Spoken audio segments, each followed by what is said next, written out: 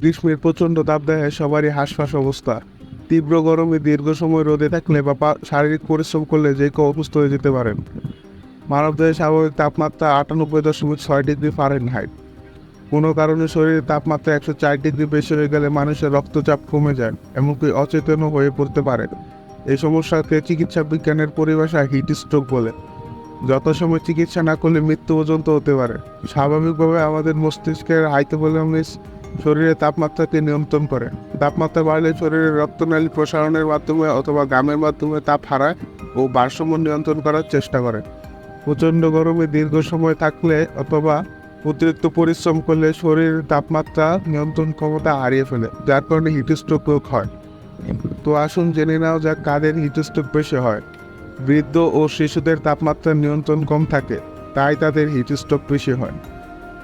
দ্বিতীয়ত, যারা প্রচণ্ড গরমে দীর্ঘ সময় শারীরিক পরিশ্রম করে। এবং তৃতীয়তে, কিছু ওষুধ নিয়মিত সেবন, যথাযথ প্রস্রাব বেশি হওয়ার ওষুধ অথবা মানসিক রোগের ওষুধ। আপনার হিটস্ট্রোক হচ্ছে আপনি বুঝবেন কিভাবে?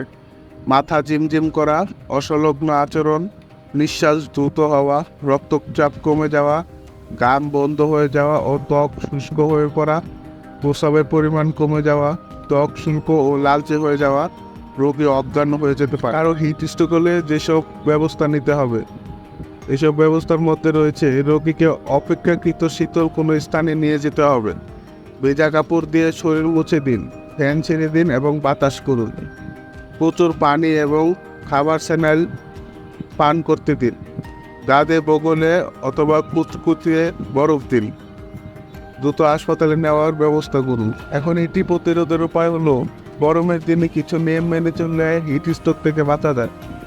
যেমন ঢিলে ঢালা পোশাক পরুন, হালকা রঙের সুতির কাপড় হলে ভালো হয়। যথাসম্ভব ঘরের ভেতরে বা ছায়াযুক্ত স্থানে থাকুন। রোদে বাইরে যাওয়ার সময় টুপি, ক্যাপ অথবা ছাতা ব্যবহার করুন। প্রচুর পরিমাণে পানি এবং খাবার স্যালাইন অথবা ফলের রস পান করতে হবে। রোদে দীর্ঘ সময় ঘোরাঘুরি করবেন না। গ্রীষ্মকালে তীব্র শারীরিক পরিশ্রম এড়িয়ে চলুন। দ্রুত সময়ের প্রয়োজনীয় ব্যবস্থা ও হাসপাতালে ভর্তি করে সঠিক চিকিৎসা নেওয়া গেলে বেশিরভাগ হিটস্ট্রোক রোগী সম্পূর্ণ সুস্থ হয়ে পড়ে।